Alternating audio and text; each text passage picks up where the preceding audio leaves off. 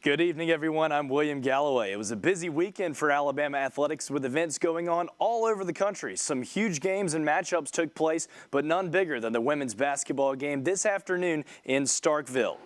Late in the second quarter, forward Jasmine Walker dishes it off to Araya Copeland, uses the glass, and Alabama trails by 9 to Mississippi State. Then, in the start of the third, Jordan Danbury transition layup and one opportunity, gets that one to fall. The Bulldogs go up 12. Then, with 7 minutes left in the third, guard Sierra Johnson drives, kicks it to Jasmine Walker. That's money, 41-33. Mississippi State still in the lead. Then, guard Jordan Lewis drives the ball in the paint. There she goes, lays it in, gets it to fall, and one. Mississippi State led, and then an Alabama buzzer beater from Megan Abrams would down the 9th-ranked Mississippi State Bulldogs with the Crimson Tide 66-64 victorious. Head coach Christy Curry says, quote, "There's nothing better than getting a big road win and seeing our players get to celebrate. They've been so close all season against really good teams, and we've just been right there. Anytime you can come out on the road in a hostile environment in front of a big crowd, which is great for women's basketball, and get a win, it's great for our kids who absolutely deserve it," end quote. The Alabama men's basketball team was also victorious last night in the state of Mississippi. Head coach Nate Oates led his team to a 103-78 victory at Ole Miss. 5 Alabama players reached double-digit scoring. Kira Lewis Jr. earned his second double-double of his career. He now has scored 10-plus points in 25 of Alabama's 27 contests. The Crimson Tide will continue its Mississippi tour when they face Mississippi State on Tuesday night in Starkville. Tip-off is set for 8 p.m. on the SEC Network. Alabama head coach Nate Oates says, quote, "We set the tone early by playing with a lot of energy, and we showed leadership by the way we got ourselves ready to play. I thought our start in the first half was really good. Defensively, we struggled in the second half," end quote.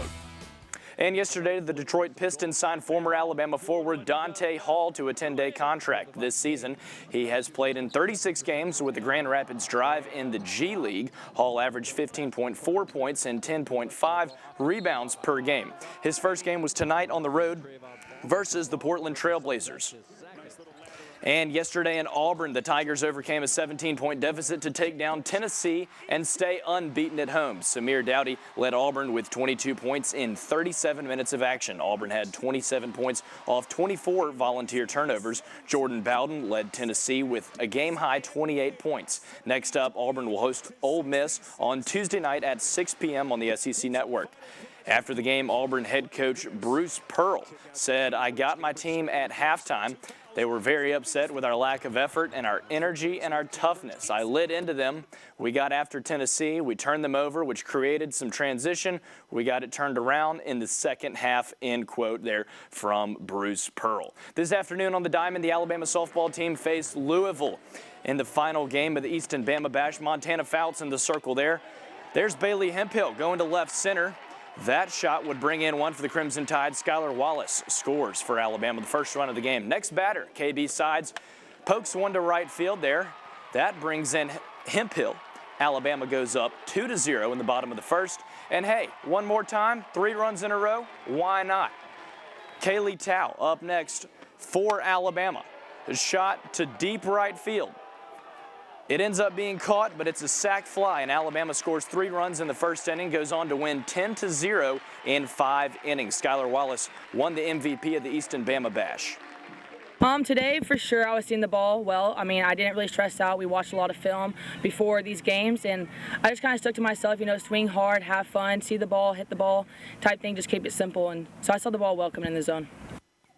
Shelton State softball hosted a doubleheader against Coastal Alabama East today. Down 7-6 in the bottom of the 6th, Maggie Phillips smacks one out to center field for a double and a run batted in to tie up the score at 7. Now, in the bottom of the 8th, Hannah Minard sends one to deep center, just out of the reach for the Warhawks defender for a home run, bringing the score to 9-8 in favor of Coastal. And, of course, when you hit a home run like that, you got to enjoy the trot, as she does right there. And with renewed hope, the Bucks try and get ahead or tie it up, but unfortunately, Kayla Watt's final strike seals the win for Coastal Alabama East. Last night, Tuscaloosa native Deontay Wilder faced Tyson Fury in Las Vegas in a heavily anticipated matchup, and it did not disappoint. Fury landed a strong punch, putting Wilder down in the third round. He ended up getting up, but he wasn't the same after that. His balance was off, and Fury won by rule of a TKO in the 7th round. Wilder was obviously disappointed and realizes the reality of the situation. I'm doing good, you know. Things like this happen. The best man won tonight, but my coach, my side, threw in the towel, and you know I'm ready to go out on my shield, man. You know what I'm saying? I had a lot of things going on coming into this fight, but it is what it is. That's a look at the busy weekend of sports here in Tuscaloosa and around the country. We'll be right back after this.